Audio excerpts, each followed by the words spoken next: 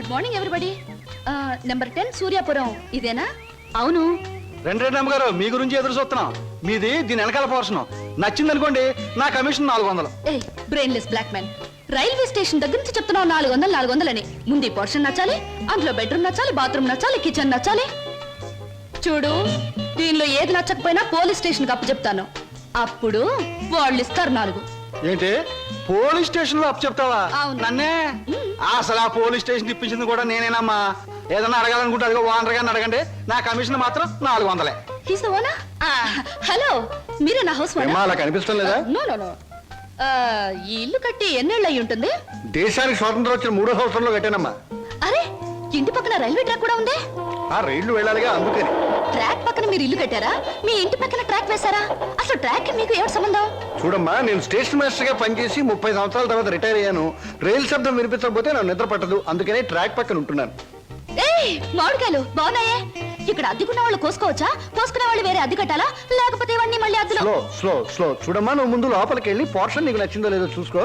తర్వాత మామిడికాయల గురించి, ట్రాక్ గురించి, రైలు గురించి, నా గురించి మాట్లాడుకుందాం. Okay. Oh, it's a beautiful location. I think this the bathroom. బాగుందండి. అలాగే. House is beautiful. నాకు చాలా నచ్చింది. అమ్మా, ఇది నేనుంటున్న ఇల్లు, ఇది నువ్వు ఉండాల్సింది. ఓ, ఇట్స్ ఆల్ రైట్. ఎవరి అమ్మాయి? అచ్చం ముద్ద మందారలా ఉంది. నా పేరు వరలక్ష్మి అండి. వరలక్ష్మో సీతామలక్ష్మో నాకు అనవసరం. నేను మాత్రం నిన్ను ముద్ద మందారం అనే పిలుస్తాను, అంతే. చూడమ్మాయి, సినిమా జ్ఞానం లేని వాళ్ళు నా చుట్టుపక్కల ఉండడం కూడా నేను భరించను. కాబట్టి సినిమాల గురించి కొన్ని ప్రశ్నలు అడుగుతాను, చక్కగా సమాధానం చెప్పు. 1975లో ఒక చిత్రం రిలీజ్ అయింది. ఆ చిత్రం మొదట్లో హీరో లేడు, కథానాయకుడు లేడు కదా అని ఫ్యాన్స్ అంతా తిరగబడ్డారు. ఫ్యాన్స్ తిరగబడ్డ 3వ రీల్లో కథానాయకుడు వస్తాడు. ఆ చిత్రం పేరేమిటి? కథానాయకుడు ఎవరు? పాడైన థియేటర్ ఏది? ఏ ఊరు? ఏ ఫ్యాన్స్? ఆ చిత్రం నిర్మాత ఎవరు?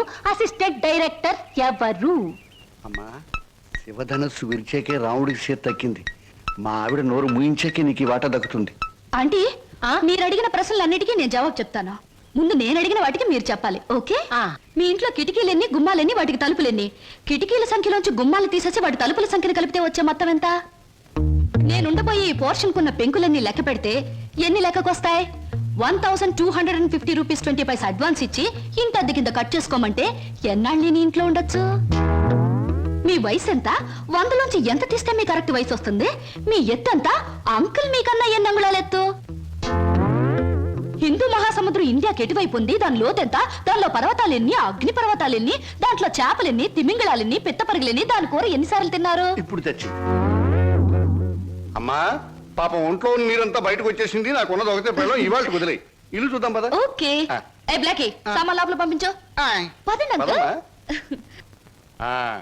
ఇదే నీ వాటా. చాలా బాగుంది. ఇన్నాళ్ళకి మా ఆవిడకి విరుగుడు దొరికావు. నేను ప్రమాదంలో పడ్డప్పుడల్లా నన్ను ఇలా కాపాడుతుండు. నీకు అద్దెలో 25 రూపాయలు రిబేట్ ఇస్తున్నా. Thank you uncle. నీ పేరేమిటమ్మా? స్వప్న.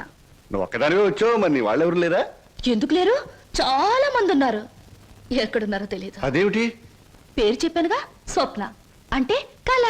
కళ? I'm a dream.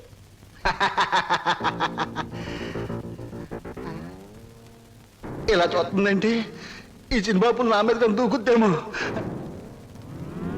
1965లో అక్టోబర్ నెల 2వ తేదీ శోభన్ బాబు నటించిన చిత్రం శుక్రవారం రిలీజ్ అయింది. ఆ చిత్రం పేరేమిటి? పరుగు పందు. నా కమిషన్ వద్దు బాబోయ్, నా కమిషన్ వద్దు బాబోయ్. హాయ్.